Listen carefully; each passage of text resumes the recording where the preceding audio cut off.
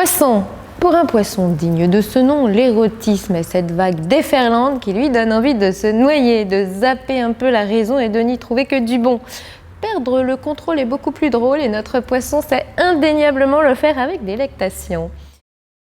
Poisson du premier décan. Ça plane pour vous durant la première quinzaine de janvier, idyllique ou chimérique, c'est à vous de savoir, mais ce sera le dernier véritable effet de l'incernable Neptune sur notre poisson. Ça devient passionnant durant la première quinzaine de juin. Vénus et Mars stimulent attraction et désir.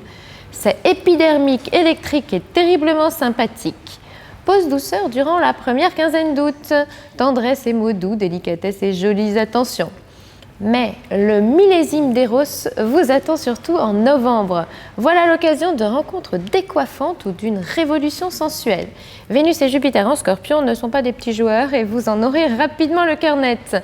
Gliddon pourra bien alors vous concocter un film trépidant, ciel absolument divin pour céder à l'appel du câlin. Poisson du deuxième décan. En 2017, vous balancerez de façon récurrente entre l'ultra-romantisme et le fantasmatique. Vous aurez parfois du mal à regarder les choses du cœur en face et puis vous reprendrez la main dans des conditions idylliques. Notre poisson version 2017 se faufile entre ses désirs de fusion et quelques désillusions. Les périodes ultra sentimentales et ou passionnées sont prévues en janvier durant la deuxième quinzaine de juin, courant août et durant la deuxième quinzaine de novembre.